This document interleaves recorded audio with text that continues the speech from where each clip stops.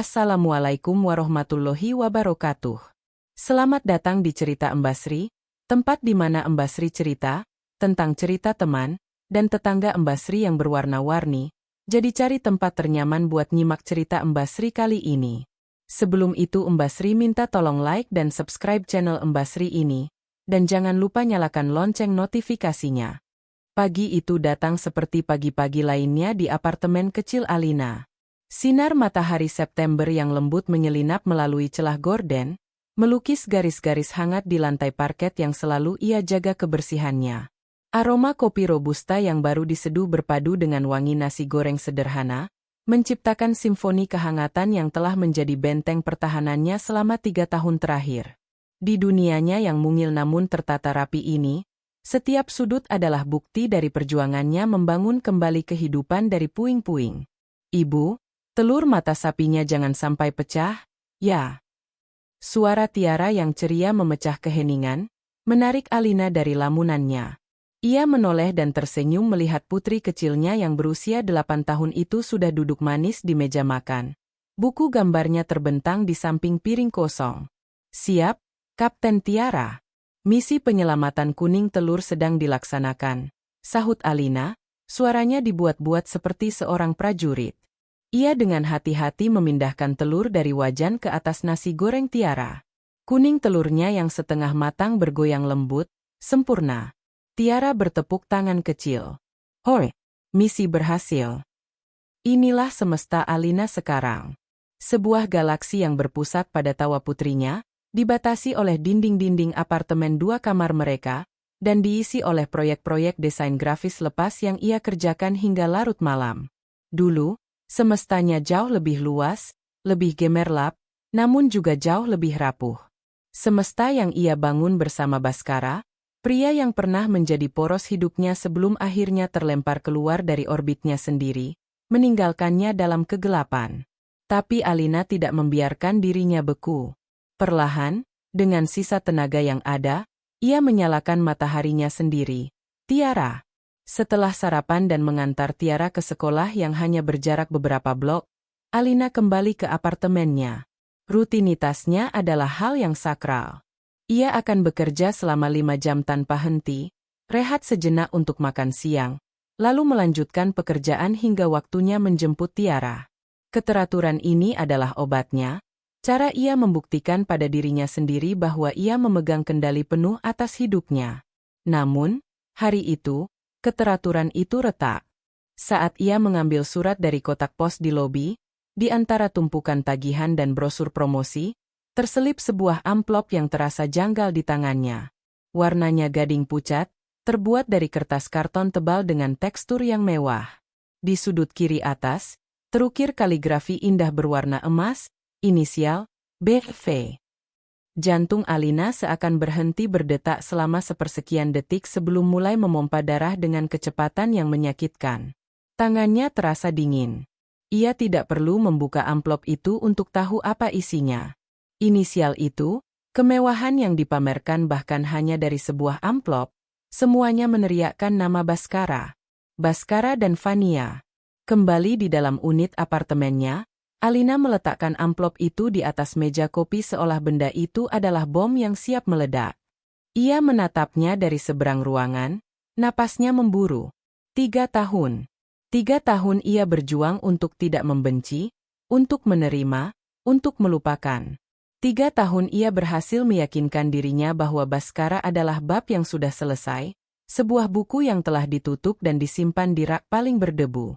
Namun amplop ini, benda mati berwarna gading ini, terasa seperti sebuah tangan yang seenaknya menarik buku itu keluar, membukanya paksa tepat di halaman yang paling menyakitkan.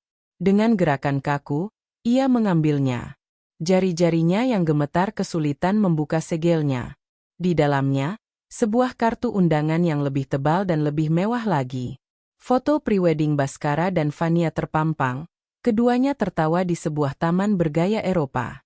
Baskara tampak lebih gagah dengan setelan jas mahalnya, dan Fania, wanita yang menjadi alasan kehancuran rumah tangganya, tersenyum penuh kemenangan dengan gaun sutranya. Alina memejamkan mata, berusaha menghalau ingatan pada hari terakhir mereka. Suara Baskara yang dingin dan datar menggema di telinganya. Aku butuh pendamping yang selevel. Al. Fania mengerti duniaku, ambisiku. Kita sudah tidak sejalan lagi. Tidak ada air mata, tidak ada penyesalan di mata Baskara saat itu. Hanya ambisi dingin yang membekukan cinta mereka yang pernah hangat. Ia telah menukar kebersamaan mereka selama 8 tahun dengan janji status sosial dan koneksi bisnis yang bisa diberikan oleh keluarga Fania. Untuk apa? Bisik Alina pada ruangan yang kosong. Untuk apa mengirimkan ini padaku? Untuk pamer? Untuk memastikan aku tahu seberapa jauh kau sudah meninggalkanku. Naluri pertamanya adalah merobek undangan itu menjadi serpihan terkecil, membuangnya ke tempat sampah, dan melupakan keberadaannya. Ini adalah tindakan kejam yang disengaja. Sebuah penegasan final dari kemenangannya. Ia tidak akan datang. Ia tidak akan memberikan kepuasan pada Baskara dan istri barunya dengan melihatnya hadir di sana, sendirian dan menyedihkan. Tidak. Harga dirinya jauh lebih berharga dari itu. Namun, saat ia hendak meremas kartu tebal itu, pintu apartemen terbuka. Tiara pulang, diantar oleh ibu salah seorang temannya. "Ibu, aku pulang," seru Tiara, meletakkan tasnya di lantai dan berlari memeluk Alina. Alina buru-buru menyembunyikan undangan itu di belakang punggungnya, berusaha menormalkan ekspresinya. "Selamat datang, sayang. Bagaimana sekolah hari ini?" "Menyenangkan. Tadi Bu Guru mengajar tentang planet." Mata Tiara yang jernih kemudian menangkap sudut amplop gading yang menyembul dari balik punggung ibunya. "Wah, surat apa itu, Bu? Kertasnya cantik sekali." Alina membeku. "Oh, ini cuma..." Sebelum ia bisa menyelesaikan kalimatnya, Tiara dengan gesit berputar dan melihat undangan itu sepenuhnya. Matanya membelalak. Ia mungkin baru 8 tahun, tapi ia bisa membaca. Dan nama pertama yang ia kenali adalah nama ayahnya. Baskara Aditama, ejanya pelan. Wajahnya yang semula ceria langsung berubah. Ada kerinduan yang dalam di sana. "Ini dari ayah, Bu." Alina menghela napas, merasa kalah. "Iya, sayang. Ayah mau menikah lagi." "Ya?" tanya Tiara, suaranya lebih pelan. Alina hanya mengangguk. Kata nenek, kalau orang menikah lagi, ada pesta besar. "Boleh Tiara datang, Bu?" Tiara rindu ayah. Tiara mau lihat ayah pakai baju bagus seperti pangeran. Permintaan polos itu menghantam Alina lebih keras dari apapun. Itu adalah permintaan yang murni, tanpa kebencian, tanpa dendam. Hanya kerinduan seorang anak perempuan pada ayahnya. Bagaimana ia bisa berkata tidak? Bagaimana ia bisa menjelaskan bahwa datang ke pesta itu akan terasa seperti berjalan di atas bara api bagi hatinya? Bagaimana ia bisa mengatakan bahwa pria yang dirindukan Tiara adalah pria yang sama yang telah membuatnya menangis diam-diam selama berbulan-bulan? Ia menatap mata putrinya yang penuh harap. Di sana, ia melihat cerminan janjinya pada diri sendiri. "Aku tidak akan pernah membiarkan lukaku menjadi penjara bagi Tiara." Ia berjanji tidak akan pernah menjadikan Tiara pion dalam perang dinginnya dengan Baskara. Maka, pertempuran batin yang hebat berkecamuk di dalam diri Alina. Satu sisi dirinya menjerit, memohon untuk melindungi sisa-sisa hatinya. Sisi lain, sisi keibuannya, tahu apa yang harus ia lakukan. Pilihan ada di tangannya, egonya atau kebahagiaan sesaat putrinya. Alina menarik napas dalam-dalam, mengumpulkan seluruh kekuatan yang ia miliki. Ia berlutut di depan Tiara, memegang bahu mungilnya. Ia memaksakan seulas senyum, berharap senyum itu tidak terlihat serapuh perasaannya. "Tentu, sayang," katanya, suaranya sedikit bergetar sebelum ia berhasil mengendalikannya. "Tentu kita akan datang ke pesta ayah. Nanti kita cari gaun yang paling cantik untuk Tuan Putri, ya?" Mata Tiara langsung berbinar. Senyumnya merekah begitu lebar hingga lesung pipitnya terlihat. "Benarkah, Bu?" "Hore. Terima kasih, Ibu."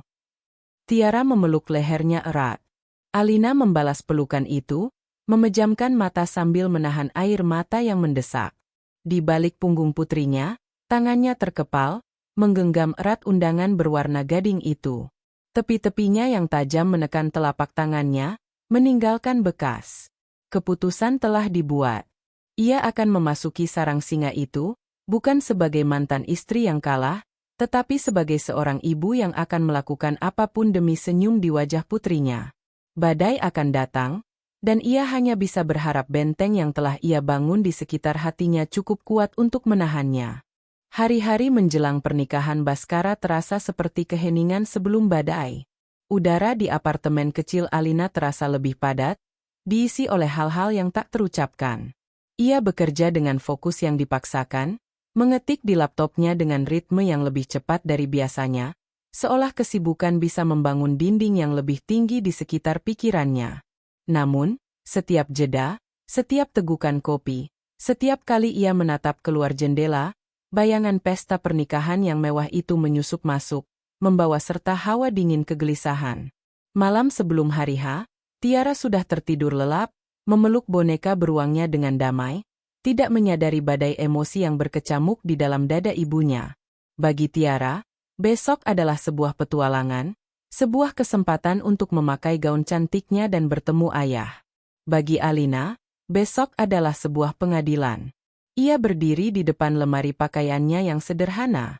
Isinya adalah cerminan hidupnya saat ini. Kemeja katun yang nyaman, blus kerja yang praktis, beberapa celana jeans, dan 1-2 gaun musim panas. Tidak ada yang terasa cukup. Bukan cukup mewah atau cukup mahal, tetapi cukup kuat. Ia tidak butuh gaun untuk bersaing dengan Vania. Ia tahu itu adalah pertempuran yang sudah ia putuskan untuk tidak ikuti. Yang ia butuhkan adalah baju zirah. Sesuatu yang bisa melindunginya, yang bisa mengingatkannya pada dirinya sendiri ketika tatapan orang-orang mulai mencoba mendefinisikannya sebagai mantan istri yang malang. Pikiran untuk membeli gaun baru sempat terlintas, namun ia segera menepisnya. Membeli gaun baru akan menjadi sebuah pengakuan bahwa acara ini penting baginya. Itu akan terasa seperti ia berusaha terlalu keras, sebuah validasi yang tidak ia butuhkan. Itu akan menjadi kebohongan. Ia tidak ingin menjadi bagian dari sandiwara Baskara. Ia akan datang dengan membawa dirinya yang otentik, dengan semua sejarah dan luka yang melekat padanya. Jemarinya menyusuri gantungan baju satu persatu, melewati kain-kain yang familiar, hingga berhenti pada sebuah kantong gaun berbahan kain buram yang terselip di bagian paling belakang. Ia sudah lama sekali tidak membukanya. Dengan sedikit ragu, ia menarik resletingnya. Di dalamnya, tergantung sehelai gaun berwarna biru malam. Midnight Blue. Potongannya sederhana, tanpa lengan dengan leher berbentuk V yang tidak terlalu rendah, dan roknya jatuh selutut. Kainnya satin duchesse yang berat, memberikan kesan anggun tanpa perlu kilau yang berlebihan. Ini bukan sembarang gaun. Gaun ini memiliki jiwa. Gaun ini memiliki kenangan. Alina menyentuh kainnya yang dingin dan halus, dan seketika ia terlempar ke masa 5 tahun yang lalu. Ulang tahun pernikahan mereka yang kelima. Baskara baru saja mendapatkan promosi besar pertamanya, dan ia bersikeras untuk merayakannya di sebuah restoran mewah di puncak gedung pencakar langit. Alina, yang saat itu masih seorang ibu rumah tangga penuh waktu, panik karena merasa tidak punya pakaian yang pantas. Pakai saja kartuku, Al. Beli sesuatu yang paling indah yang kau temukan, kata Baskara saat itu, menyelipkan kartu kredit berwarna platinum ke tangannya. Namun Alina, yang selalu memikirkan masa depan dan cicilan rumah mereka, tidak tega. Ia tidak pergi ke butik-butik desainer di mal kelas atas. Sebaliknya, ia menghabiskan waktu berjam-jam di sebuah department store, mencari di rak-rak diskon. Di sanalah ia menemukannya. Gaun biru malam itu. Harganya sudah didiskon 70%. Namun saat ia mencobanya di kamar pas, ia merasa seperti seorang ratu. Malam itu, saat ia keluar dari kamar, Baskara yang sedang mengikat dasinya, terdiam. Ia melepaskan dasinya dan berjalan mendekati Alina. Ia mengitarinya, matanya menatap penuh kekaguman yang tulus, jenis tatapan yang sudah lama tidak Alina lihat. Kau lebih bersinar dari semua bintang di langit malam ini, Al, bisiknya di telinga Alina. Malam itu terasa magis. Mereka tidak hanya makan malam, Mereka merayakan mimpi. Mereka bicara tentang masa depan, tentang menambah anak, tentang rumah dengan halaman yang luas. Tawa mereka begitu mudah, begitu lepas. Di tengah gemerlap lampu kota di bawah mereka, Alina merasa menjadi wanita paling beruntung di dunia, dicintai oleh pria terbaik yang pernah ada. Pria yang masih melihatnya sebagai alam semesta, bukan sekadar batu loncatan. Kembali di masa sekarang, setetes air mata jatuh ke kain biru malam itu, membuat warnanya menjadi setitik lebih gelap. Memakai gaun ini besok akan menjadi sebuah tindakan yang rumit. Ini bukan tentang memenangkan Baskara kembali. Hatinya tahu pintu itu sudah tertutup dan terkunci rapat. Ini adalah tentang reklamasi. Dengan memakai gaun ini, ia menyatakan secara diam-diam, inilah aku. Wanita yang pernah kau cintai dengan tulus. Wanita yang menjadi saksi mimpimu sebelum ambisi menelannya. Aku tidak berubah. Aku masih di sini. Dan aku utuh tanpamu. Gaun ini adalah pengingat, bukan untuk Baskara, tetapi untuk dirinya sendiri. Pengingat bahwa cinta mereka pernah nyata, sebelum menjadi komoditas yang bisa ditukar tambah. Ini adalah baju zirahnya, ditenun dari benang kenangan pahit sekaligus manis. Sementara Alina berdamai dengan masa lalunya di depan lemari, di kamarnya yang temaram, Tiara sedang menjalankan misinya sendiri. Di bawah selimut, dengan hanya diterangi lampu tidur kecil, ia tidak sedang tidur. Ia duduk bersila di atas karpet, kotak krayonnya terbuka. Ia tidak menggambar pemandangan atau bunga seperti biasanya. Malam ini, gambarnya sangat spesifik. Dengan konsentrasi penuh, ia menggambar 3 sosok stick figur. Satu figur tinggi yang ia warnai dengan kemeja biru, ia tulis, Ayah, di atasnya. Satu figur lagi di sebelahnya dengan rambut panjang dan gaun merah muda, ia tulis, Ibu. Dan di tengah-tengah, figur paling kecil dengan pita di rambutnya, ia tulis, Tiara. Yang terpenting adalah, ia menggambar tangan ketiga figur itu saling bertautan erat. Di bagian atas gambar, ia menulis dengan huruf kapital yang sedikit miring, keluarga selamanya. Tanda tanya di akhir kalimat itu adalah goresan paling jujur dari hati seorang anak kecil. Setelah puas dengan karyanya, ia melipat kertas gambar itu dengan hati-hati menjadi kotak kecil. Lalu, ia meraih sebuah benda dari nakasnya. Sebuah kotak musik kayu kecil yang catnya sudah sedikit terkelupas di beberapa sisi. Hadiah dari Baskara saat ia berusia 2 tahun. Tiara membukanya. Melodi lagu, Twinkle, Twinkle, Little Star, yang sumbang dan pelan mengalun, memenuhi keheningan kamarnya. Itu adalah lagu yang dulu selalu dinyanyikan Baskara untuk menidurkannya. Dengan sangat hati-hati, Tiara menyelipkan kertas gambar yang terlipat itu ke dalam kompartemen kecil di dasar kotak musik. Senjata rahasianya telah siap. Sebuah bom waktu kecil yang dirakit dari kenangan, harapan, dan pertanyaan paling murni dari seorang anak. Beberapa saat kemudian, Alina masuk ke kamar untuk mengecup putrinya. Ia melihat Tiara sedang memeluk kotak musik itu. Ia tidak melihat apa yang ada di dalamnya. Lagi dengar lagu kenangan. Ya, sayang, bisik Alina, merapikan selimut Tiara. Tiara mengangguk, matanya sudah setengah terpejam. Biar ayah ingat, gumamnya pelan, nyaris tak terdengar. Alina tersenyum, mengira itu hanyalah celoteh polos seorang anak yang merindukan ayahnya. Ia tidak tahu betapa harfiah dan betapa beratnya makna di balik kalimat itu. Ia mengecup kening Tiara, mematikan lampu tidur, dan kembali ke ruang tengah. Gaun biru malam itu sudah ia gantung di luar lemari, membiarkannya bernapas. Dalam cahaya lampu yang temaram, gaun itu tampak seperti sepotong langit malam yang kelam, tanpa bintang. Alina menatapnya lama. Besok, ia akan mengenakan langit itu, membawa serta semua kenangan badai dan tenangnya. Ia siap. Tiara, di kamarnya, juga siap. Ibu dan anak, masing-masing dengan persiapan rahasianya, akan melangkah memasuki hari esok. Sebuah hari yang akan mengubah segalanya. Hari pernikahan itu tiba dengan langit yang cerah dan biru, seolah alam semesta sendiri ikut merestui perayaan yang akan digelar. Namun di dalam apartemen Alina, suasananya terasa berat. seperti udara sebelum hujan badai. Ada ketegangan yang terkendali dalam setiap gerakan Alina. Caranya merias wajah, dengan pulasan yang tipis dan natural, adalah sebuah pernyataan. Ia tidak akan memakai topeng. Caranya menata rambut dalam sanggul sederhana yang elegan adalah penegasan. Ia tidak akan bersusah payah untuk menarik perhatian.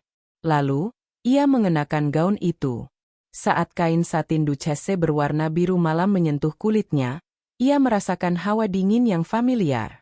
Gaun itu terasa pas, memeluk tubuhnya seperti kulit kedua. Ia menatap pantulan dirinya di cermin. Yang ia lihat bukanlah seorang wanita yang patah hati, melainkan seorang penyintas. Gaun itu adalah baju perangnya, dan malam ini ia akan berperang melawan tatapan menghakimi dan kenangan yang menyakitkan. Di kamarnya, Tiara sudah siap.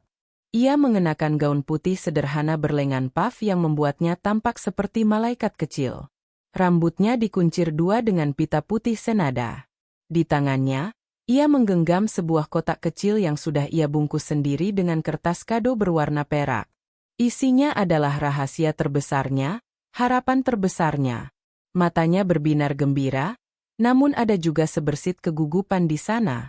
Ibu cantik sekali, puji Tiara, matanya memandang gaun biru malam itu dengan kagum. Seperti ratu malam. Alina tersenyum, senyum tulus pertama hari itu. Ia berlutut dan merapikan pita di rambut putrinya. Kamu juga cantik sekali, sayang. Seperti malaikat pelindung ibu. Mereka saling berpegangan tangan, kekuatan mengalir di antara ibu dan anak itu.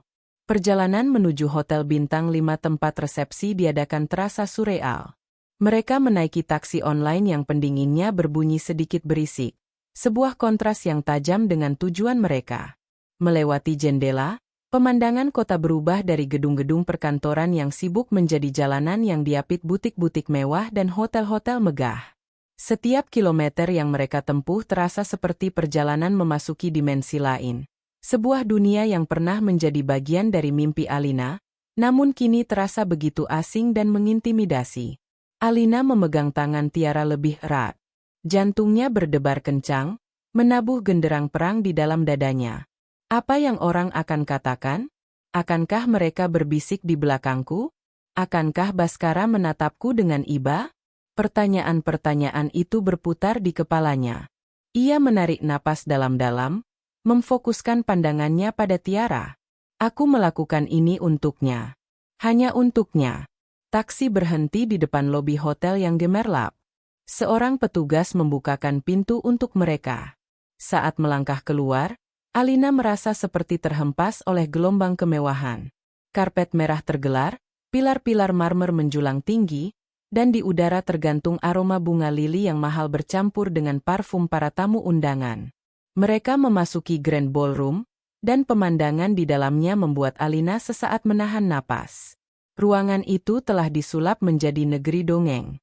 Ribuan lampu kristal menggantung di langit-langit yang tinggi, membiaskan cahaya ke segala arah seperti taburan berlian. Meja-meja bundar ditutupi taplak sutra, dihiasi rangkaian bunga mawar putih dan anggrek setinggi vas. Para tamu, pria dalam setelan jas hitam dan wanita dalam gaun malam yang berkilauan, bergerak seperti ikan-ikan eksotis di dalam akuarium raksasa. Ini adalah dunia Baskara yang baru.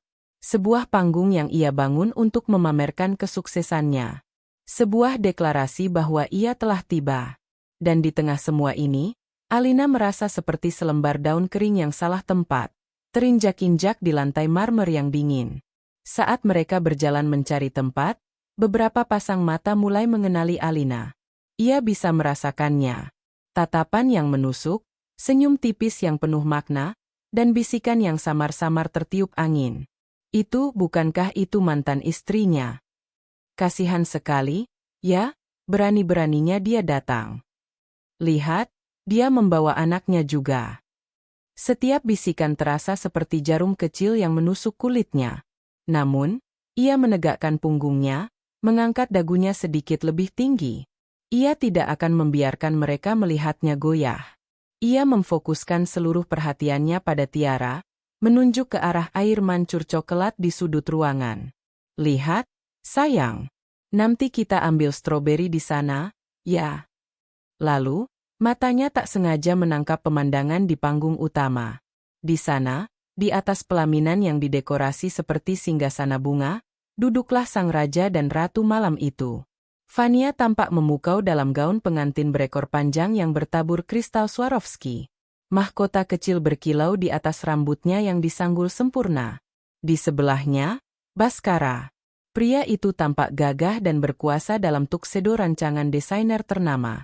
Ia tertawa, menyalami tamu, memainkan perannya sebagai mempelai pria yang berbahagia dengan sempurna. Ia tampak seperti orang asing. Tiba-tiba, seolah merasakan ada yang memperhatikannya, pandangan Baskara menyapu kerumunan. Dan kemudian, mata mereka bertemu. Selama sepersekian detik, dunia di sekitar Alina seakan senyap.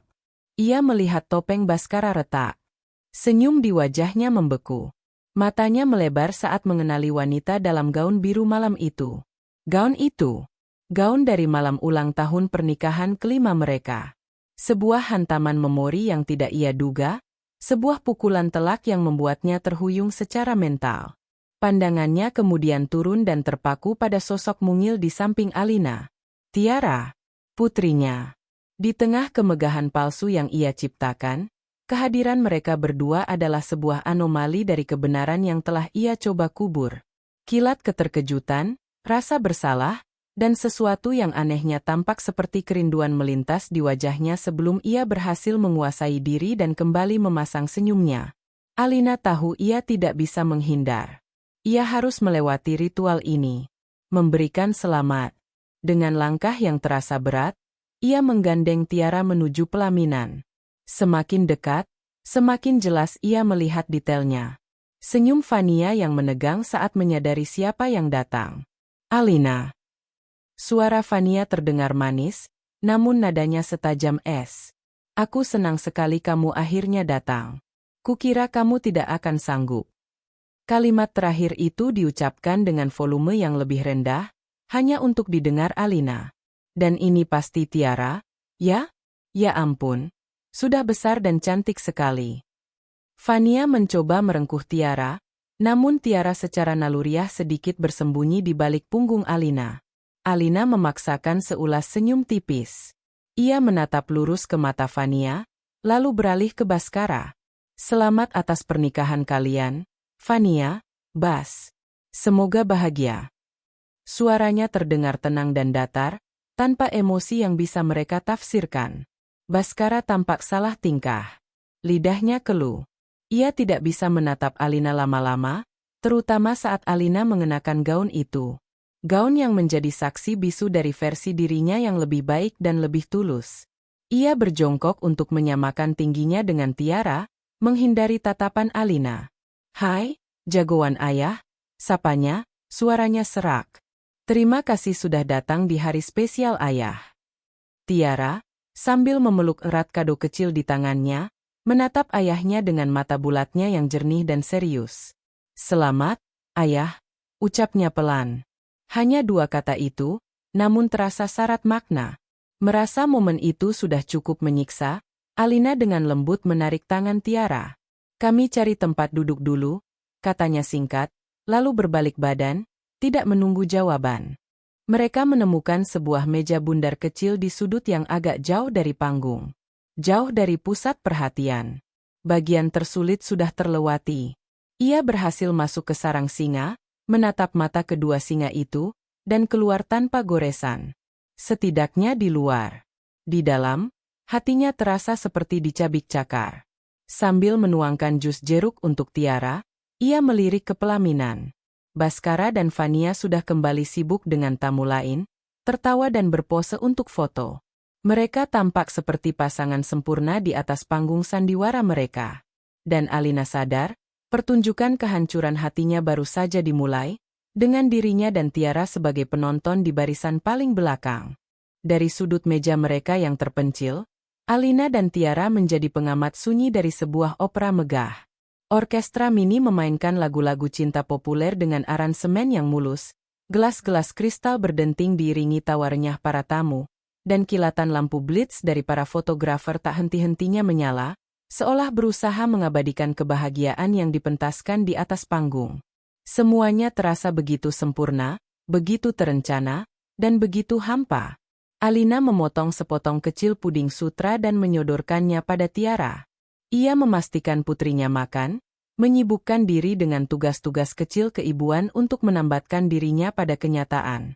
Setiap kali ia merasa tatapan iba atau ingin tahu dari meja lain, ia akan memfokuskan seluruh perhatiannya pada Tiara, menciptakan gelembung tak kasat mata di sekitar mereka berdua. Di dalam gelembung ini, mereka aman. Di dalam gelembung ini, mereka adalah satu-satunya yang nyata di tengah lautan kepalsuan. Di atas pelaminan, Bhaskara memainkan perannya dengan profesionalisme yang terlatih. Ia tersenyum pada setiap tamu yang memberi selamat, tertawa pada lelucon hambar dari rekan bisnisnya, dan sesekali merangkul pinggang Fania untuk kepentingan kamera. Namun, di balik mata yang tersenyum itu, pikirannya berada di tempat lain. Pikirannya tersangkut pada sehelai gaun biru malam yang duduk di sudut ruangan. Kehadiran Alina dalam gaun itu telah merusak skenario yang telah ia tulis dengan cermat di kepalanya. Gaun itu bukan sekadar kain.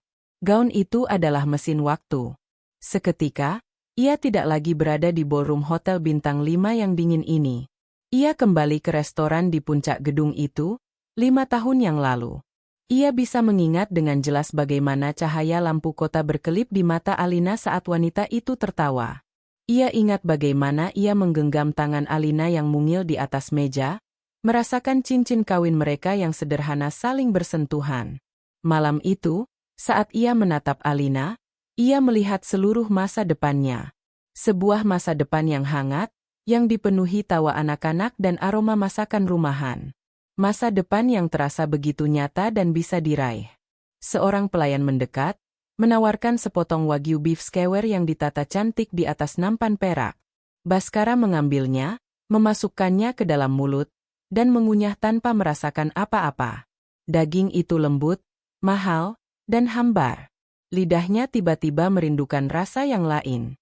Rasa sop buntut buatan Alina, yang kuahnya kaya rempah dan bisa menghangatkan tubuhnya setelah seharian bekerja keras. Rasa nasi goreng pedas dengan telur mata sapi setengah matang yang selalu menjadi menu sarapan andalannya. Makanan yang dimasak bukan untuk pamer, melainkan untuk memberi makan jiwa. Ia melirik ke arah meja buffet yang melimpah ruah, barisan seafood, aneka pasta, kambing guling. Semuanya terasa seperti dekorasi panggung yang tak bernyawa. Pandangannya menyapu lautan wajah di hadapannya. Para kolega yang menjabat tangannya dengan terlalu erat sambil membisikkan prospek bisnis. Kerabat jauh Fania yang menilai setelan jasnya dari ujung kepala hingga ujung kaki. Para sosialita teman Fania yang sibuk membandingkan tas Hermes mereka. Mereka semua ada di sini untuk sebuah transaksi. Transaksi sosial, transaksi bisnis.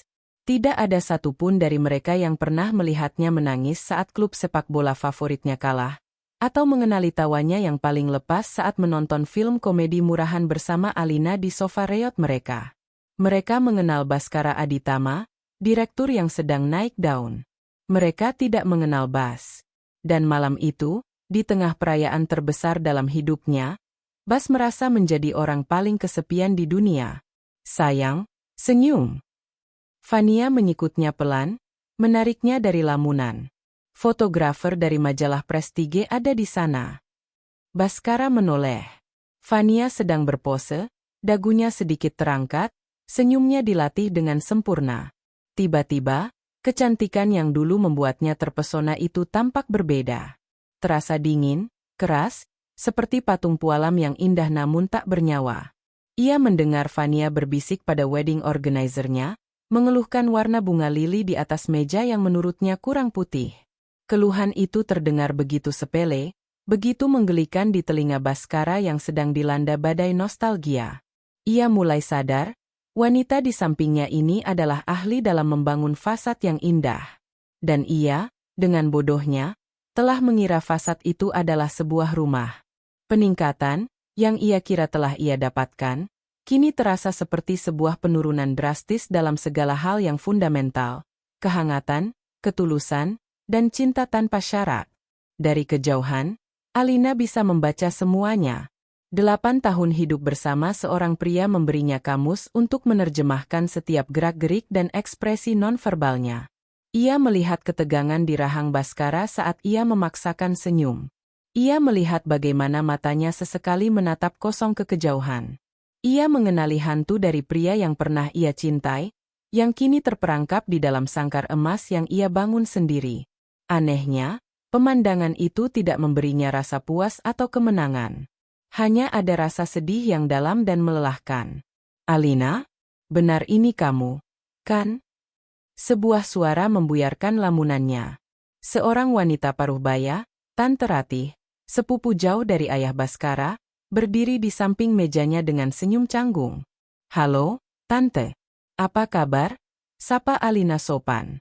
"Baik, baik," jawab Tante Ratih, matanya memindai Alina dari atas ke bawah, lalu ke arah Tiara.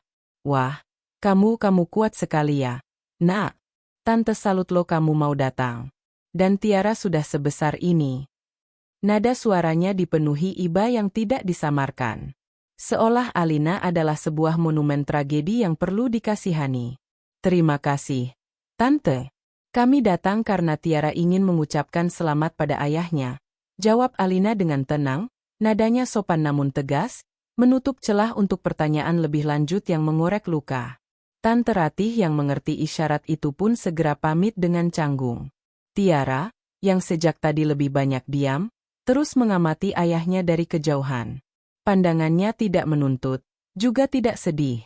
Hanya sebuah observasi yang dalam dan intens. Seolah ia sedang mengukur jarak yang tak terlihat antara meja kecil mereka dan panggung gemerlap itu. Keheningannya adalah sebuah antisipasi, sebuah ketenangan sebelum ia menjalankan rencananya. Musik tiba-tiba berubah menjadi lebih lembut dan romantis. Pembawa acara mengumumkan momen yang ditunggu-tunggu. Dansa pertama kedua mempelai. Semua lampu sorot meredup, menyisakan satu yang menyorot ke tengah lantai dansa. Baskara dan Fania melangkah ke sana, disambut tepuk tangan meriah. Baskara meletakkan tangannya di pinggang Fania, dan Fania mengalungkan lengannya di leher Baskara. Mereka mulai bergerak dalam ritme yang sudah terlatih. Di bawah cahaya keemasan, mereka tampak seperti pasangan dari negeri dongeng. Namun, saat mereka berputar, mata Baskara melewati Fania dan sekali lagi terkunci dengan mata Alina di seberang ruangan. Kali ini, tidak ada keterkejutan. Yang ada hanyalah sebuah permohonan tanpa suara. Di dalam sorot matanya yang putus asa, Alina melihat retakan yang kini telah menjadi jurang menganga. Ia melihat seorang pria yang tersesat. Seorang pria yang menyadari bahwa ia telah memenangkan seluruh dunia namun kehilangan jiwanya. Dan di mata Alina, Baskara tidak melihat kebencian, tidak pula cinta yang tersisa. Yang ia lihat hanyalah kedamaian. Sebuah penerimaan yang final dan tak tergoyahkan. Sebuah tatapan yang berkata, "Ini adalah jalan yang kau pilih. Dan aku sudah menemukan jalanku sendiri." Momen itu hanya berlangsung beberapa detik. Sebelum Fania menarik wajah Baskara untuk kembali menatapnya, membisikkan sesuatu yang membuatnya tersenyum kaku. Tapi kerusakan itu telah terjadi. Senyum palsu tak bisa lagi menutupi kenangan pahit yang telah merobek pertahanannya. Panggung sudah siap. Yang dibutuhkan sekarang hanyalah satu dorongan kecil untuk membuatnya hancur berkeping-keping. Musik dansa pertama perlahan memudar, digantikan oleh alunan musik yang lebih ceria. Para tamu undangan mulai dipersilakan untuk bergabung di lantai dansa atau menikmati hidangan yang melimpah. Suasana kembali riuh, perhatian terpecah ke berbagai penjuru ruangan. Inilah momen yang telah ditunggu-tunggu oleh Tiara. Seluruh kekacauan dan keramaian ini adalah kamuflase yang sempurna untuk misinya. Ia telah duduk dengan sabar, mengamati segalanya dengan mata seorang jenderal kecil yang sedang merancang strategi. Ia melihat di mana para panitia sibuk, di mana para fotografer berkumpul, dan yang terpenting, ia melihat letak meja transit yang besar dan megah di dekat pintu keluar ballroom. Meja itu dilapisi kain satin putih, dipenuhi tumpukan kado beraneka ukuran yang dibungkus kertas berkilauan dan dihiasi pita-pita besar. Itu adalah targetnya. Ia menarik-narik ujung gaun ibunya dengan lembut. "Ibu," bisiknya, suaranya nyaris tenggelam oleh dentuman musik. Alina menunduk. mengalihkan perhatiannya dari pemandangan yang menyakitkan di pelaminan. Iya, sayang, mau tambah jus lagi? Tiara menggeleng. Wajahnya menunjukkan ekspresi serius yang menggemaskan. Tiara mau ke toilet, Bu. Itu adalah alasan yang sempurna. Alina mengangguk. Baiklah, mau ibu antar? Tidak usah, Bu. Tiara sudah besar, jawabnya cepat. Sedikit terlalu cepat. Tiara tahu jalannya. Ibu tunggu di sini saja. Alina sedikit ragu. Hotel ini besar dan ramai. Namun, ia melihat toilet wanita yang terang benderang tidak jauh dari posisi mereka. Ia juga tidak ingin terlalu menarik perhatian dengan berjalan mondar-mandir. Ia percaya pada putrinya yang memang lebih mandiri dari anak-anak seusianya. Baiklah. Hati-hati ya, sayang. Jangan bicara dengan orang asing. Sip, Bu. Tiara memberikan hormat kecil yang jenaka, lalu melompat turun dari kursinya. Ia memegang erat kado kecil berbungkus kertas perak di tangannya. Alina memperhatikannya berjalan. Langkah Tiara mantap, punggungnya lurus. Ia melihat Tiara berjalan ke arah toilet seperti yang dikatakannya. Setelah memastikan putrinya aman, Alina kembali menenggelamkan diri dalam pikirannya, mencoba mengabaikan dunia di sekelilingnya. Namun, Tiara tidak pernah benar-benar masuk ke dalam toilet. Begitu ia berada di luar jangkauan pandangan langsung ibunya, ia berhenti. Jantung kecilnya berdebar kencang, bukan karena takut, melainkan karena adrenalin. Ia mengintip dari balik sebuah pilar marmer besar. Ibunya sudah tidak melihatnya. Panggung kini miliknya. Dengan langkah yang ringan dan tanpa suara, ia mengubah arah. Ia tidak lagi menuju toilet, melainkan menyusuri pinggiran ruangan, bergerak di antara bayang-bayang para tamu yang sedang asyik berbincang. Gaun putihnya membuatnya tampak seperti penampakan kecil yang melintas cepat. Ia bergerak dengan tujuan yang jelas, matanya terkunci pada meja kado. Ia tahu ia tidak bisa mendekatinya langsung. Terlalu banyak orang di sana. Ada panitia penerima tamu yang masih berjaga. Ia harus mencari celah. Ia terus berjalan memutar, melewati barisan buffet yang panjang. Aroma makanan yang lezat sama sekali tidak menggodanya. Misinya jauh lebih penting. Di sisi lain ruangan, ia menemukan titik buta. Sebuah area di dekat pintu keluar darurat yang agak sepi. Dari sana, ia bisa melihat bagian belakang meja kado. Hanya ada beberapa pelayan yang lalu lalang, tetapi mereka terlalu sibuk dengan nampan mereka untuk memperhatikan seorang anak kecil. Ini adalah kesempatannya. Sambil memeluk erat kado peraknya, ia menarik napas dalam-dalam, seperti seorang agen rahasia yang akan memulai aksi paling berbahaya. Ia menunggu saat yang tepat, ketika dua orang pelayan berjalan melewatinya ke arah yang berlawanan. Celah waktu itu hanya beberapa detik. Dengan kecepatan yang mengejutkan, ia berlari kecil, tanpa suara, menuju bagian belakang meja kado yang besar itu. Ia berjongkok di bawah taplak meja yang menjuntai hingga ke lantai, menyembunyikan dirinya sepenuhnya. Di bawah sana, dunianya menjadi gelap dan teredam. Ia bisa mendengar langkah kaki dan gumaman para tamu di atasnya. Jantungnya berdebar semakin kencang. Ia mengintip dari celah kecil di antara lipatan kain. Pemandangannya adalah barisan sepatu mahal dan ujung-ujung gaun yang menyapu lantai.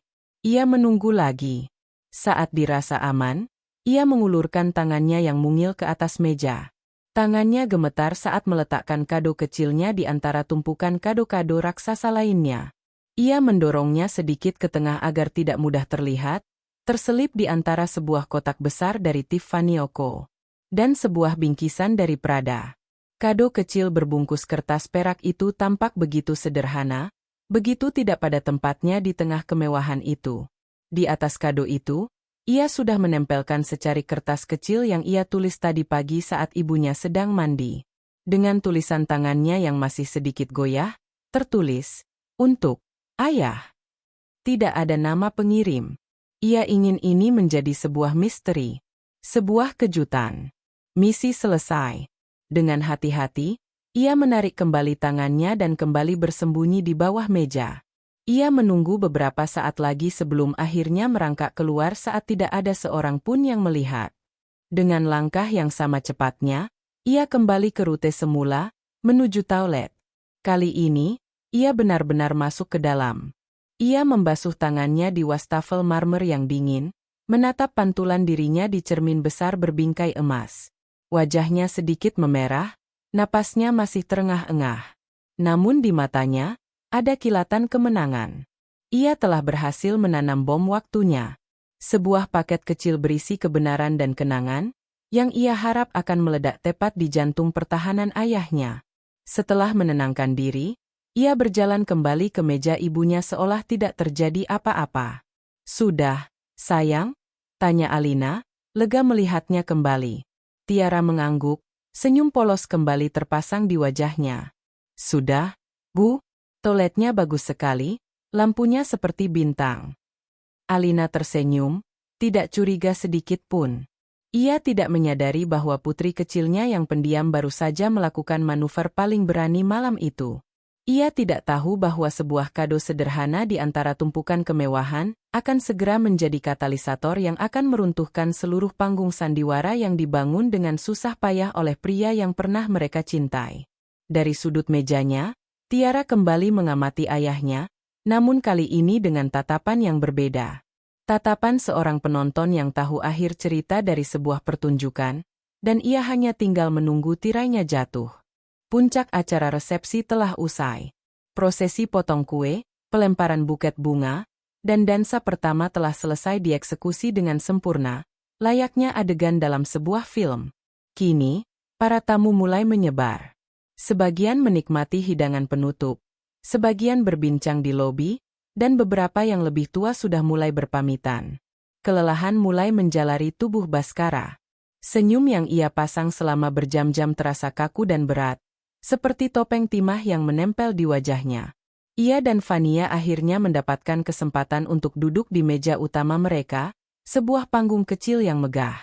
Fania segera mengeluarkan ponselnya, jarinya dengan lincah menari di atas layar, memeriksa unggahan teman-temannya di Instagram dan membalas komentar-komentar bernada pujian.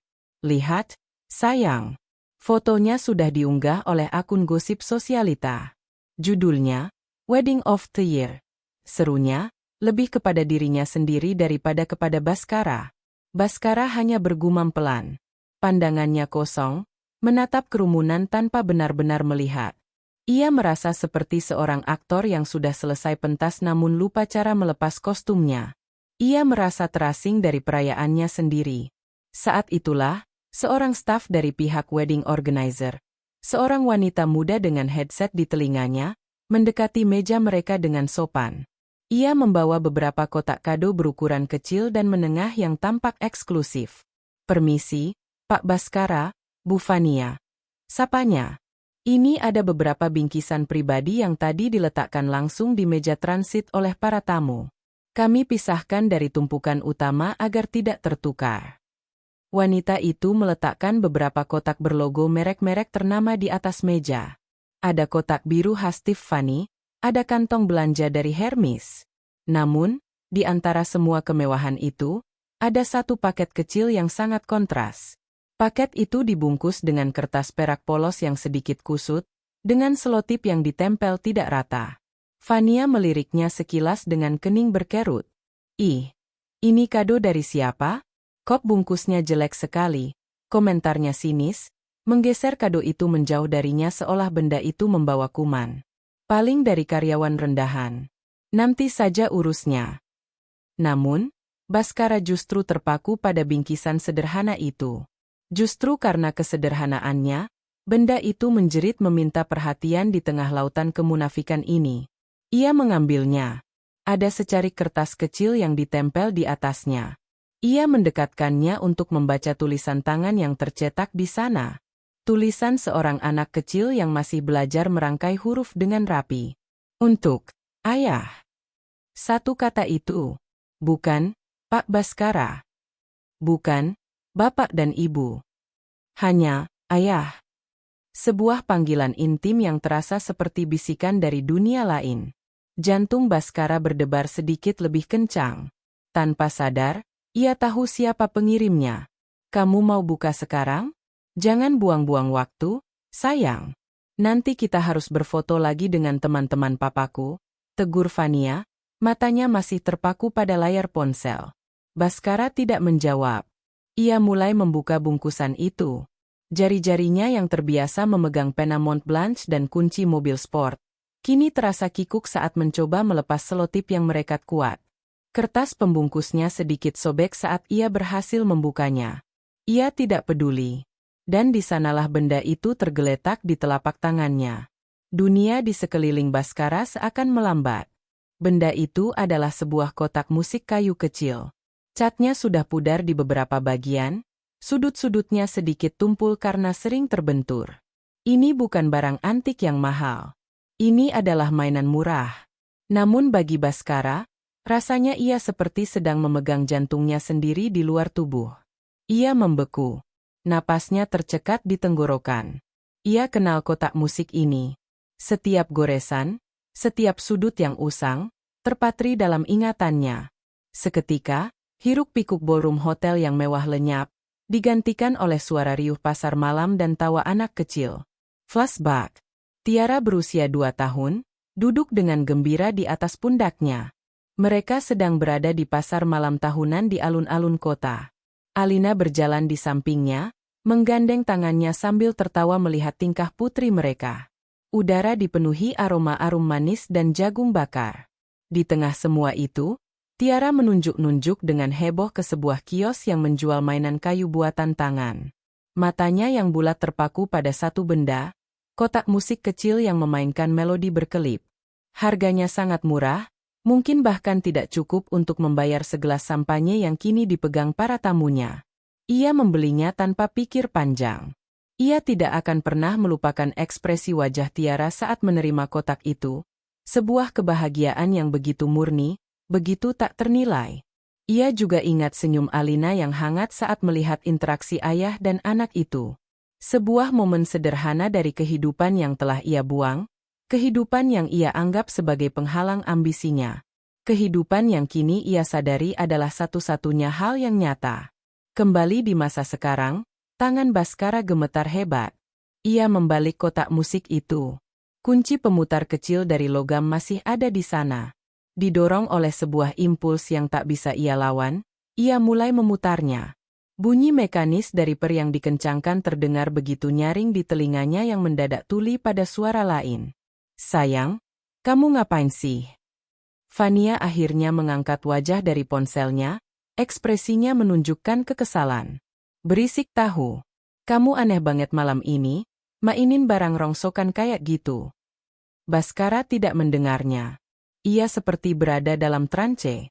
Setelah putaran terakhir, ia meletakkan kotak itu di atas meja dan dengan jari yang gemetar, membuka tutupnya. Kotak Pandora itu terbuka. Nada-nada pertama yang keluar terdengar sumbang dan pelan.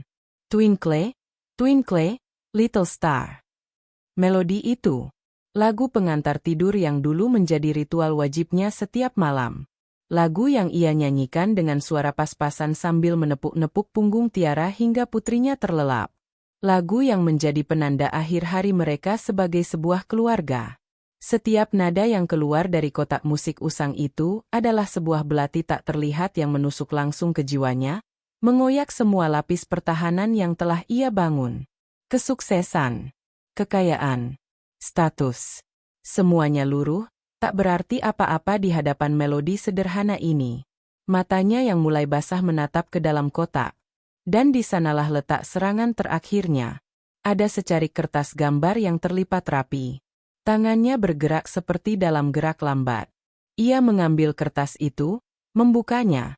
Gambar itu dibuat dengan krayon. 3 sosok. Ayah, ibu, dan seorang anak perempuan kecil di tengahnya, bergandengan tangan. Di atasnya, sebuah kalimat yang ditulis dengan segenap kepolosan dan harapan seorang anak. Kapan kita seperti ini lagi, Ayah? Sebuah pertanyaan. Bukan tuntutan, bukan kemarahan. Hanya sebuah pertanyaan sederhana yang memuat seluruh beban kerinduan dan kebingungan seorang anak yang dunianya terbelah. Pada saat itu, Baskara hancur. Kotak musik itu masih terus memainkan melodinya yang pilu. Gambar di tangannya terasa membakar kulitnya. Suara Fania yang memanggil namanya, suara musik dari panggung, denting gelas para tamu, semuanya memudar menjadi dengungan tak berarti. Yang ada hanyalah melodi masa lalu, gambar masa depan yang telah ia hancurkan, dan sebuah pertanyaan yang tidak akan pernah bisa ia jawab. Ia tidak lagi duduk di singgasana kemenangannya. Ia sedang terjerembab di tepi jurang penyesalan, dan tanah di bawah kakinya baru saja runtuh. Melodi dari kotak musik itu akhirnya melambat. Nadanya menjadi semakin serak dan putus-putus sebelum akhirnya berhenti total. Keheningan yang ditinggalkannya terasa lebih memekakkan daripada musik paling keras sekalipun. Bagi Baskara, keheningan itu adalah ruang hampa tempat jiwanya melayang, terlepas dari raganya yang kaku. Ia masih duduk tegak di kursinya yang empuk, namun di dalam, ia telah runtuh ke dasar jurang yang paling dalam. Gambar di tangannya. Kotak musik di atas meja. Dua artefak sederhana itu telah menjadi hakim dan juri yang menjatuhkan vonis padanya. Bersalah atas kejahatan terhadap hatinya sendiri. Napasnya yang sejak tadi tertahan, kini keluar dalam satu embusan gemetar. Setetes air mata jatuh dari pelupuk matanya, lalu disusul oleh tetes berikutnya. Ia tidak berusaha menghapusnya. Air mata itu mengalir di pipinya, melewati rahangnya yang mengeras, dan menetes di atas kerah kemeja putihnya yang kaku. Tuxedo yang dijahit khusus untuknya seharga puluhan juta rupiah itu tiba-tiba terasa seperti baju tahanan yang menyesakkan. Setiap jahitannya mengikatnya pada kesalahan terbesar dalam hidupnya. Baskara, kamu dengar aku enggak, sih? Suara Fania yang tajam menembus kabut di kepalanya, namun terasa begitu jauh.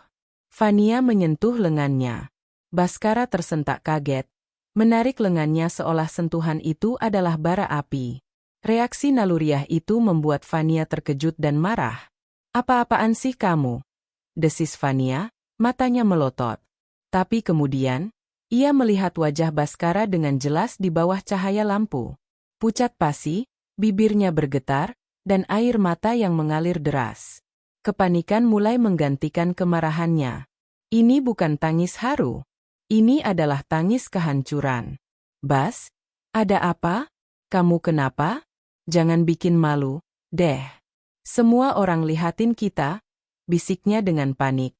Lebih khawatir pada citranya daripada kondisi suaminya. Kata-kata Fania, malu, semua orang lihatin, adalah kata-kata dari dunia yang tak lagi bisa dijangkau oleh Baskara. Dunianya kini telah menyusut menjadi selembar kertas gambar dan sebuah kotak musik tua. Ia mencoba berbicara, membuka mulutnya untuk mengatakan sesuatu, apa saja, tapi yang keluar hanyalah suara tercekit. Sebuah isakan yang telah ia tahan sekuat tenaga. Ia menggelengkan kepalanya, sebuah gerakan kecil yang syarat dengan penyesalan yang tak terhingga. Ia menunduk, menatap gambar di tangannya yang mulai lecek karena genggamannya yang terlalu erat.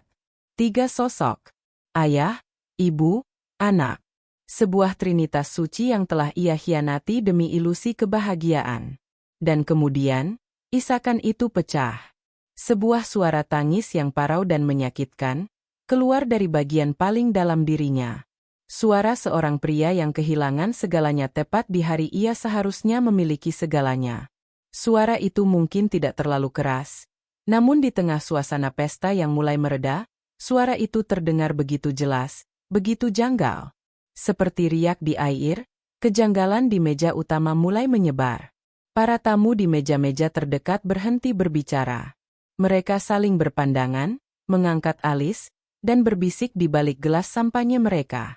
Ada apa di panggung? Kenapa pengantin prianya menangis seperti itu? Apa mereka bertengkar?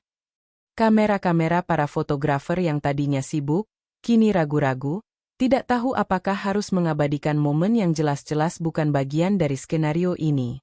Fasad sempurna dari pernikahan tahun ini mulai retak dan pecah di depan mata semua orang. Fania pucat karena marah dan malu. Pesta impiannya, citra sempurnanya, hancur dalam hitungan detik. Dengan gusar, ia mencoba merebut benda-benda di tangan Baskara. Apa sih itu? Sini aku lihat. Gara-gara barang rongsokan ini kamu jadi begini. Jangan, sergah Baskara, suaranya serak dan pecah. Ia menarik tangannya, Mendekap kotak musik dan gambar itu ke dadanya seolah keduanya adalah harta paling berharga di dunia. Sebuah tindakan protektif yang ironis. Ia melindungi kenangan akan keluarga yang telah ia hancurkan, dari wanita yang menjadi alasan kehancuran itu. Dalam keputusasaannya, mata Baskara yang basah liar mencari-cari di antara kerumunan tamu. Ia tidak tahu apa yang ia cari. Mungkin pengampunan. Mungkin jalan keluar. Mungkin hanya sebuah wajah yang familiar di tengah lautan orang asing ini. Dan kemudian, tatapannya menemukan tujuannya. Di sudut ruangan yang temaram, ia melihat mereka. Alina dan Tiara. Alina duduk tegak, wajahnya tenang namun matanya menyiratkan badai emosi yang kompleks. Tiara berdiri di samping kursi ibunya, wajahnya pucat, menatap ayahnya dengan mata bulat yang penuh kekhawatiran dan kebingungan. Baskara menatap lurus ke arah Alina. Seluruh pertahanannya runtuh.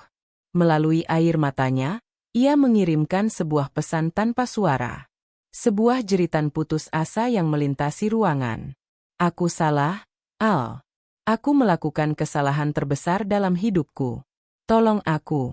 Tatapannya adalah sebuah pengakuan dosa, sebuah permohonan ampun yang ia tahu tidak pantas ia dapatkan. Lalu, ia menatap Tiara. Rasa bersalah menghantamnya seperti gelombang pasang, membuatnya nyaris tercekik. Ia melihat cinta dan kerinduan di mata putrinya, dan itu membuatnya semakin hancur. Ia telah menukar tawa anaknya dengan tepuk tangan orang asing. Dari kejauhan, Alina menyaksikan seluruh drama itu terungkap. Saat ia melihat Baskara memegangi kotak musik itu, ia langsung tahu. Ia tahu persis apa yang ada di dalamnya. Ia tahu persis senjata apa yang telah diluncurkan oleh putri kecilnya. Ia telah mempersiapkan dirinya untuk menahan rasa sakit malam ini, tetapi ia tidak pernah mempersiapkan dirinya untuk menyaksikan kehancuran total pria yang pernah mengisi separuh hidupnya. Tidak ada sedikit pun rasa kemenangan di hatinya. Yang ada hanyalah rasa lelah yang luar biasa dan kesedihan yang mendalam. Ia merasa kasihan pada Baskara, pria malang yang tersesat dalam ambisinya sendiri. Ia merasa kasihan pada Fania, yang pernikahan impiannya berubah menjadi mimpi buruk publik. Dan yang terpenting, ia merasa sedih untuk Tiara, yang harus menyaksikan ayahnya menangis di hari pernikahannya dengan wanita lain. Alina berdiri. Bukan untuk menghampiri Baskara. Bukan untuk ikut campur. Melainkan untuk pergi. Pemandangan terakhir adalah sebuah tablo bisu yang tragis. Baskara, sang mempelai pria, menangis terseduh-seduh di singgasananya, tak tersentuh oleh istri barunya yang berdiri kaku karena amarah dan penghinaan. Para tamu undangan menjadi penonton sebuah drama yang tak terduga, berbisik dan menebak-nebak. Dan Alina, dari kejauhan, menyadari bahwa ini adalah penutup yang sesungguhnya dari kisah mereka. Bukan perpisahan mereka di pengadilan 3 tahun lalu, tetapi malam ini. Malam di mana air mata penyesalan Baskara jatuh di hari bahagianya, menjadi hujan pahit dari badai yang telah ia tabur sendiri benihnya. Kepanikan menyebar dari meja utama seperti gelombang kejut, memecah suasana pesta yang tersisa. Musik berhenti dengan nada yang canggung. Para tamu yang tadinya berbisik, kini terdiam. Mata mereka tertuju pada drama yang berlangsung di atas panggung. Para panitia pernikahan yang profesional berlarian kecil dengan wajah tegang, saling memberi isyarat, berusaha mengendalikan situasi yang jelas-jelas sudah di luar kendali. Orang tua Baskara dan Fania bergegas naik ke pelaminan. Wajah mereka merupakan campuran antara kebingungan dan kengerian. Mereka membentuk barikade yang canggung di sekitar Baskara dan Fania, berusaha menutupi kehancuran yang terjadi dari ratusan pasang mata yang menonton. Bagi Fania, rasa malunya telah bermetastasis menjadi amarah yang membara. Pernikahan yang telah ia rencanakan selama setahun lebih, yang telah ia pamerkan di setiap media sosial, yang seharusnya menjadi penobatan statusnya sebagai ratu sosialita, kini telah menjadi lelucon terbesar tahun ini. Dan biang keladinya adalah pria di sampingnya, yang menangisi masa lalunya di hari pertama masa depan mereka. Kamu sadar nggak apa yang udah kamu lakuin? Desis Fania, suaranya rendah dan bergetar karena amarah. Ia tidak lagi peduli pada air mata Baskara. Kamu hancurin semuanya, Bas. Pesta ini, reputasiku, reputasi keluarga kita. Semuanya. Cuma karena selembar kertas dan mainan butut itu. Ia menunjuk kotak musik dan gambar itu dengan jijik. Ia tidak berusaha menenangkannya, ia sedang mengadilinya. Ayah Fania, seorang konglomerat dengan wajah keras, menimpali. Baskara, apa-apaan ini? Kalau kamu punya masalah, selesaikan seperti laki-laki. Bukan dengan menangis seperti anak kecil di depan semua orang. Di tengah badai kata-kata yang menghujaninya, dunia internal Baskara justru terasa hening. Suara-suara di sekelilingnya, bentakan Fania, teguran mertuanya, bujukan ibunya yang panik. Bas, ada apa, nak? Cerita sama mama. Terdengar seperti dengungan dari kejauhan. Ia terperangkap dalam sebuah gelembung kedap suara yang diisi oleh penyesalannya sendiri. Ia masih mendekap erat gambar dan kotak musik itu, dua benda yang menjadi sauhnya di tengah lautan kekacauan ini. Di dalam keheningan itu, sebuah kesadaran yang brutal menghantamnya dengan kekuatan penuh. Ini bukan sekadar rasa rindu pada Alina atau Tiara. Ini jauh lebih dalam dari itu. Ini adalah pencerahan yang mengerikan bahwa seluruh fondasi hidup yang ia bangun selama 3 tahun terakhir adalah sebuah kebohongan. Ia telah menukar cinta yang tulus dengan kekaguman yang bersyarat. Ia menukar kehangatan sebuah rumah dengan kemegahan sebuah sangkar emas. Ia menukar peran sejatinya sebagai seorang ayah dan suami, dengan sebuah pertunjukan yang melelahkan. Ia mengira telah mendaki puncak kesuksesan, namun kini ia sadar, ia hanya tersesat semakin dalam di hutan belantara kesepian. Pikiran, bagaimana jika, mulai menyiksanya tanpa ampun. Bagaimana jika dulu aku tidak mendengarkan teman-temanku yang mengatakan Alina adalah beban? Bagaimana jika aku lebih menghargai semangkuk sop buntut hangat daripada undangan makan malam mewah yang membosankan? Bagaimana jika aku berjuang untuk keluargaku sekeras aku berjuang untuk mendapatkan promosi? Setiap pertanyaan adalah cambukan bagi jiwanya, meninggalkan bilur-bilur penyesalan yang tak akan pernah bisa hilang. Ia mengangkat kepalanya yang terasa berat. Memaksa dirinya keluar dari gelembung keputusasaannya sejenak.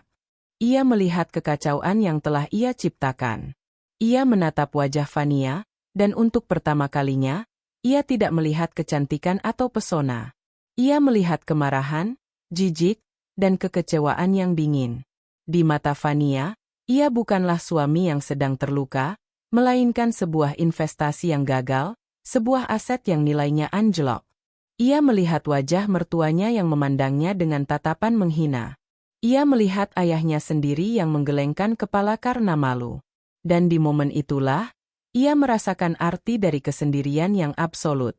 Dikelilingi oleh orang-orang yang seharusnya menjadi keluarga barunya, namun tidak ada satupun dari mereka yang peduli pada hatinya yang hancur. Mereka hanya peduli pada pertunjukan yang gagal, pada skandal yang memalukan. Mereka sibuk menyelamatkan muka, sementara ia sedang kehilangan jiwa. Nalurinya, sekali lagi, menarik pandangannya ke seberang ruangan. Ke satu-satunya titik ketenangan di tengah badai ini. Alina sudah berdiri.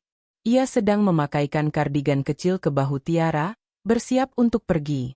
Ia tidak lagi menatap Baskara.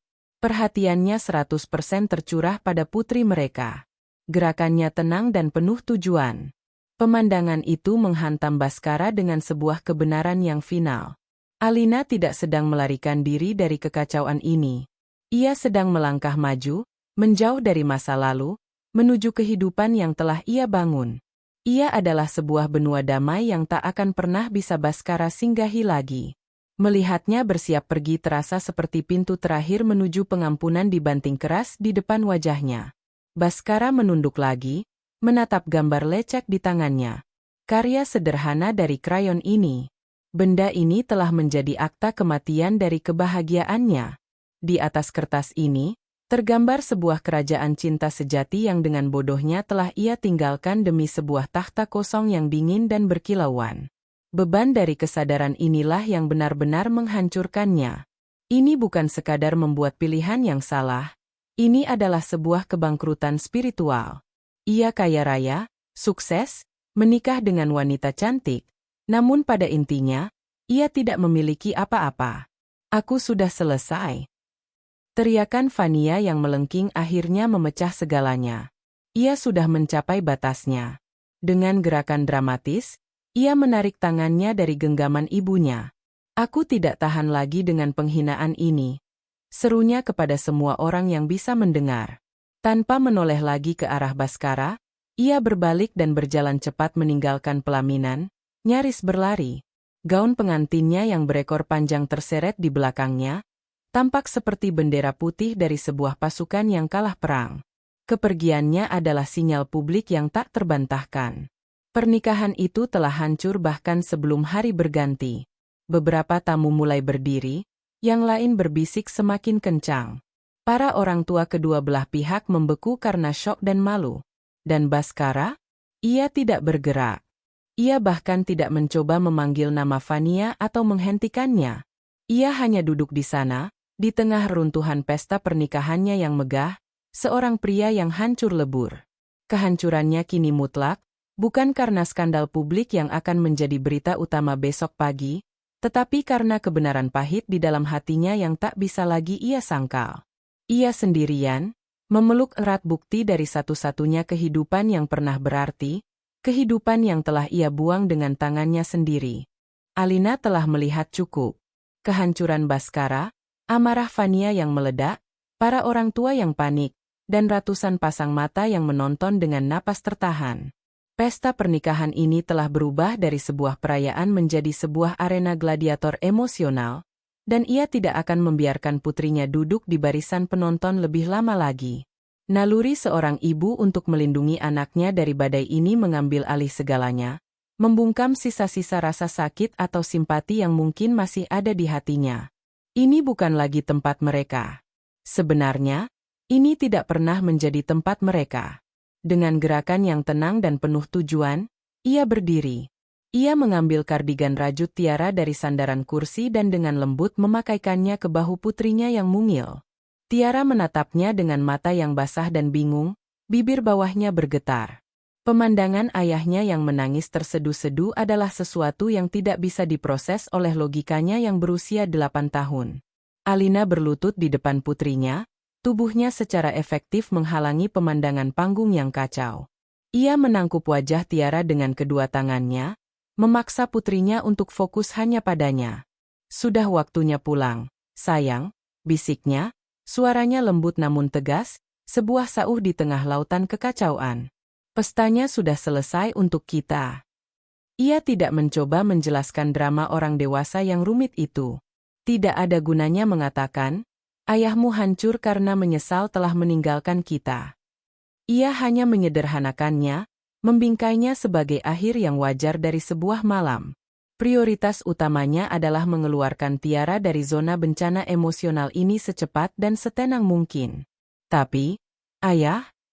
Bisik Tiara, suaranya pecah. Ayah menangis, Bu.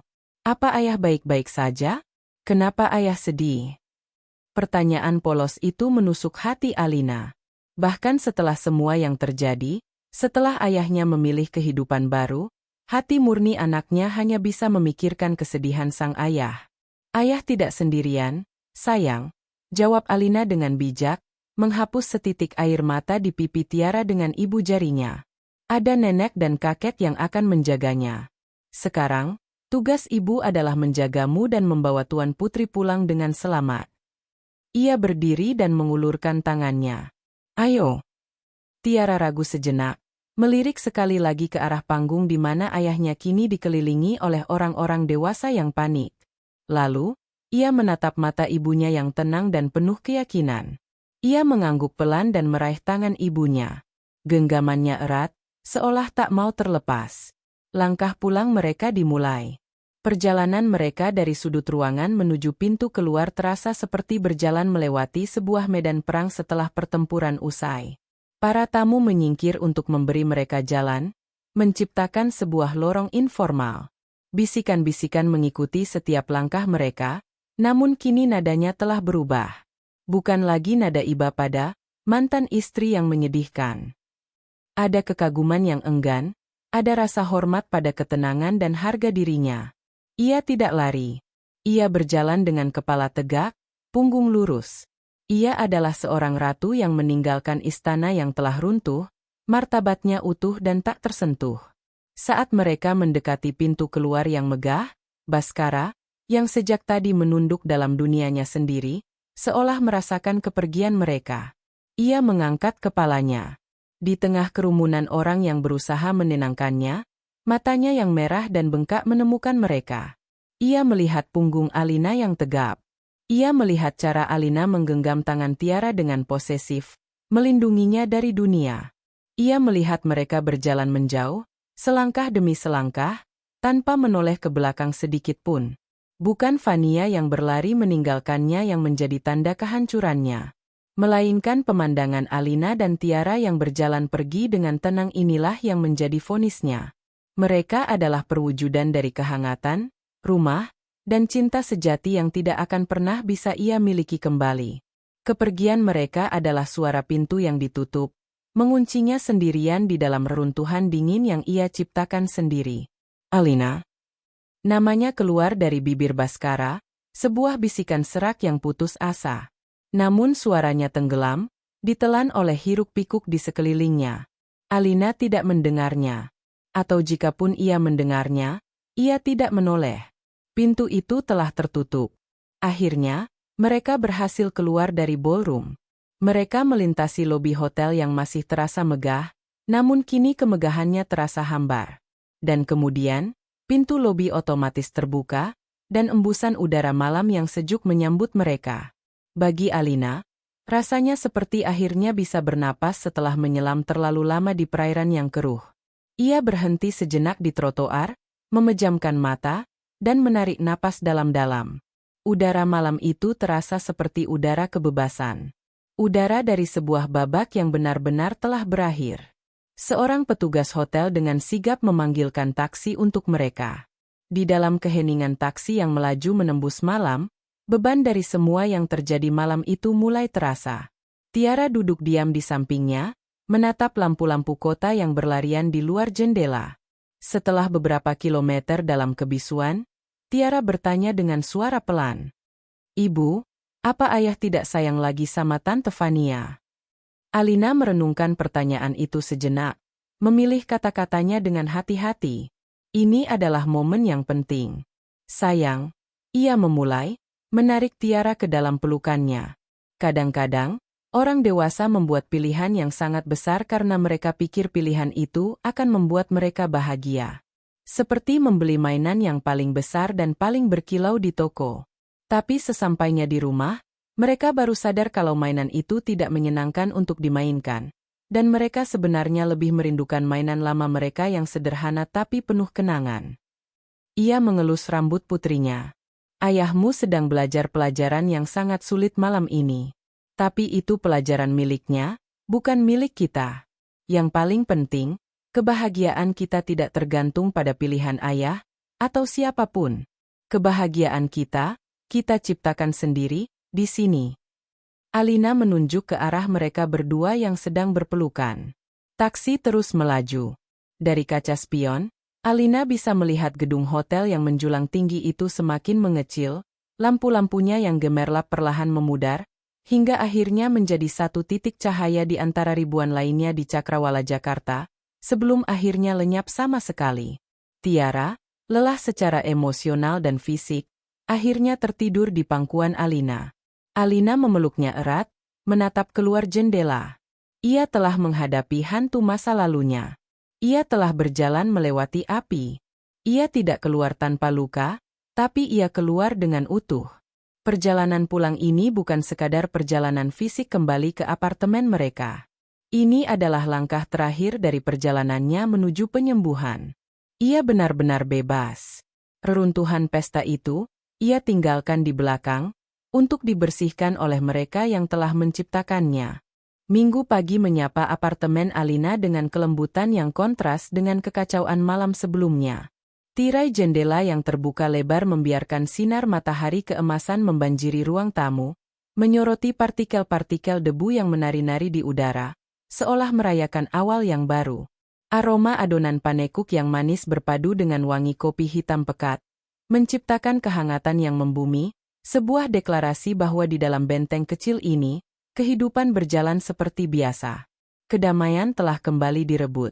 Di dapur, Alina bergerak dengan ritme yang tenang dan familiar.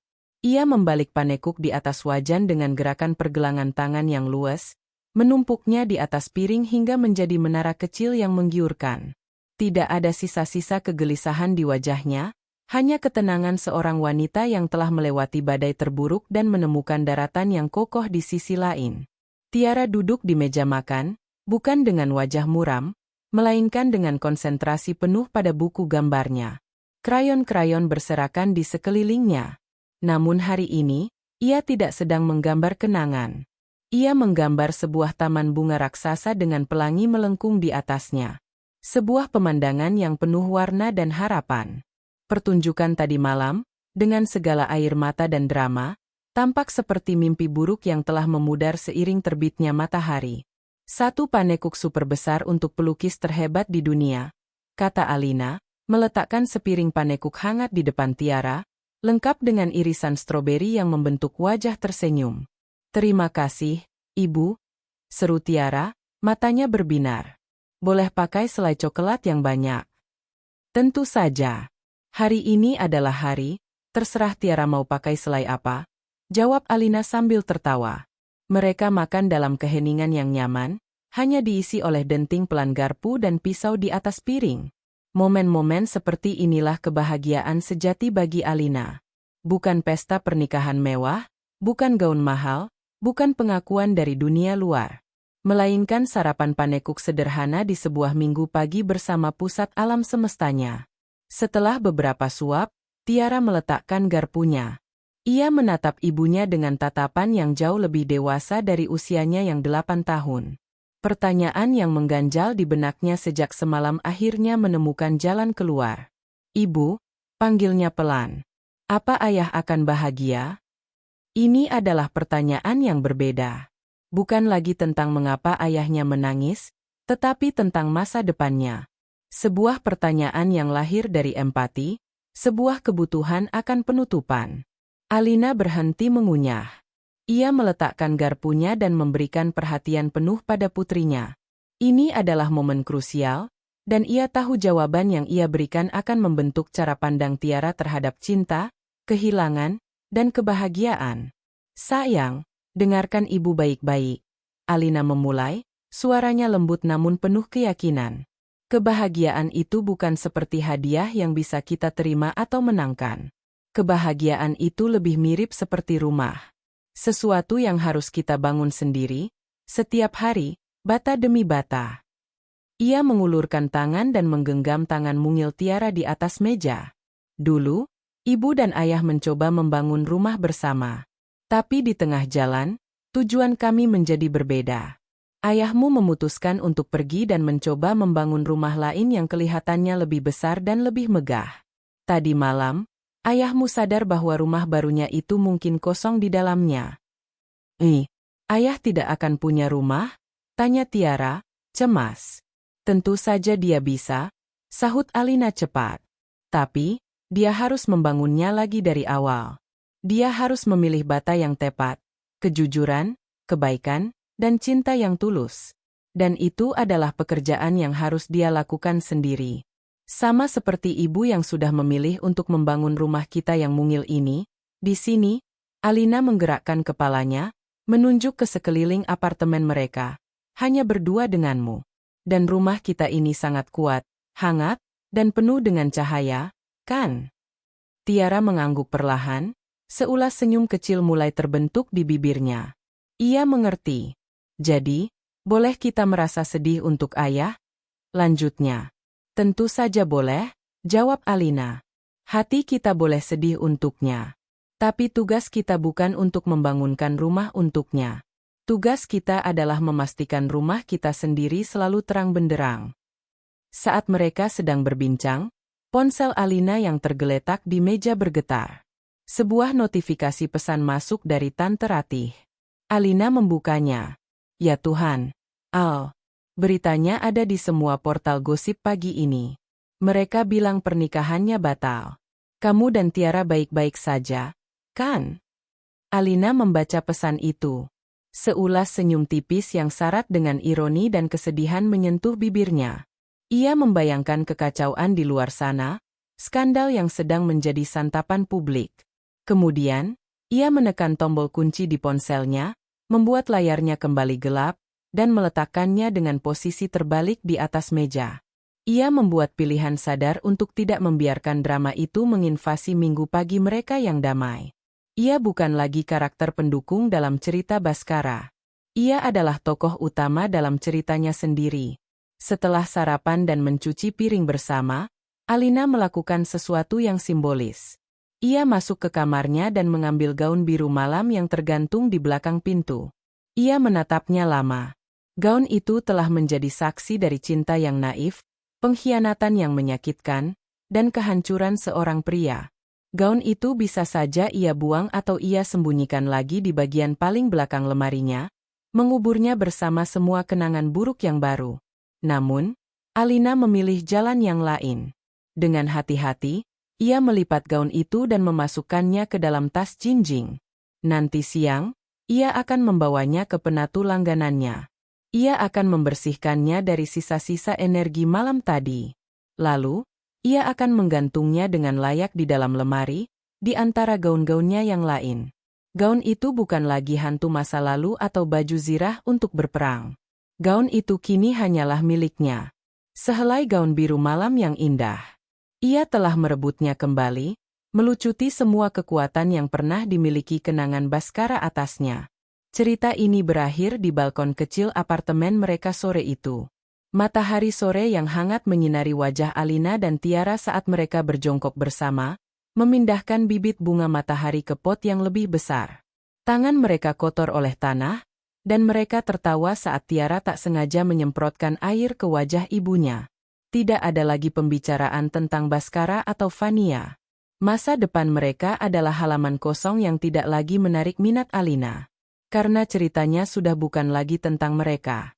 Cerita ini adalah tentang Fajar yang baru. Tentang seorang ibu dan anak perempuan yang menemukan bahwa cinta sejati dan kebahagiaan abadi tidak ditemukan dalam pesta mewah atau janji-janji besar, melainkan dalam kehangatan sinar matahari di sebuah sore yang tenang, dalam tawa yang lepas, dan dalam kekuatan untuk membangun rumah mereka sendiri, sekecil apapun itu, di tengah dunia yang luas. Kemenangan Alina bukanlah melihat Bhaskara hancur, melainkan menyadari bahwa ia tidak lagi peduli pada runtuhan itu, karena ia terlalu sibuk menikmati pemandangan dari dunianya yang baru.